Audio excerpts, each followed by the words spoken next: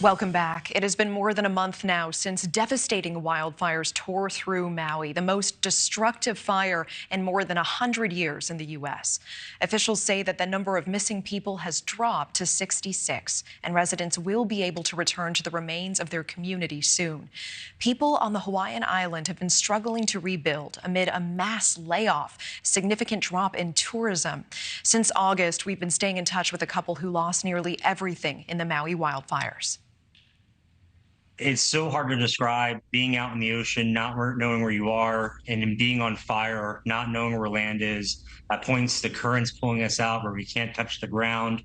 At times, I remember just telling her to make sure that she saves herself. Don't worry about, if I start drowning out here, you save yourself. Yeah, and Mike and Andresa Cicchino were left homeless and unemployed after the fire burned through their home and businesses. The couple says that they treaded that ocean water for hours before they were rescued. And Mike Cicchino joins us again tonight. Thank you so much for being here and giving us an update. Of course. Mike, we are 1 month out now from those fires. What has changed for you? How are you doing now? Not much has changed. The help that we are getting is mostly from like the Red Cross, churches, people that have donated to our GoFundMe. Mostly we've been surviving off our GoFundMe. Lately, it's just been hard to know who's going to help and where they're going to help. So, like a lot of locals, we've applied for a bunch of different organizations, but we haven't really received any response back or any financial assistance yet.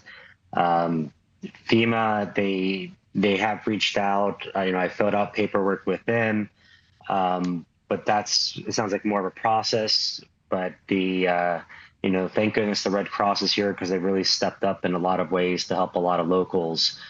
But one big issue that a lot of locals are coming into now is housing. We never really had a good housing market here for renters. Now with all those homes gone in Lahaina, all these people displaced, there's nowhere for us to go. When we do find houses and apply, we won't hear anything back, or we will hear that, they have 200 or 300 applicants just for that one home. So things are getting, it's a little scary. We just got out of a fire and we feel like it's now just kind of a fight to have a place to live. And to your point, NewsNation has done some reporting on an expected exodus. Some people on Maui who lost everything, just unable to stay, as you're talking about, looking now potentially to move to cities like Las Vegas. What are your thoughts on a potential exodus? It's definitely happening. I see a lot of my friends, a lot of people on Facebook that are moving off island that have been here most of my life. I feel like I don't have a choice to leave here on Maui, leave Maui. My whole family's here. I've been raised here since a kid.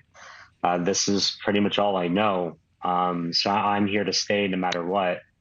But one big effect that people aren't realizing is, a lot of we are a tourist island.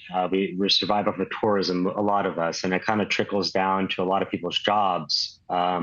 So one popular misconception out there is that we don't want people out here visiting us and spending money out here, but that's what a lot of us need right now, because people that weren't even affected by the fire necessarily living in Lahaina, their jobs are affected all over the island, and they're moving off island because of that. So a lot of us, and I don't speak for everybody, there are people that want, tourism to kind of slow down over here until we get back on our feet. But we do need people out here. Yeah, I hear that message. And you were just talking about Hawaii losing nearly $13 billion every single day in tourism revenue. The impact, I think, is only beginning from that. I do want to ask you one more question. We've been tracking some lawsuits filed against the power company, of course, but also lawsuits now against local landowners, talking about a lack of upkeep helping fuel those flames. Do you think that property owners should be sued for things like dry grass in relation to these fires? Absolutely. 5 years ago, our whole town almost burned down. They were warned that them not maintaining their property and leaving all that grass, dry up there, especially since they shut down the pineapple fields years back and the sugarcane fields. Where in Lahaina, it was actually all pineapple fields, but they haven't done anything with that property. They've been warned since 2014. that this could happen. Thank you for watching. Go to newsnationnow.com to find News Nation on your television provider. And don't forget to click the red subscribe button below to get more of News Nation's fact-driven, unbiased coverage.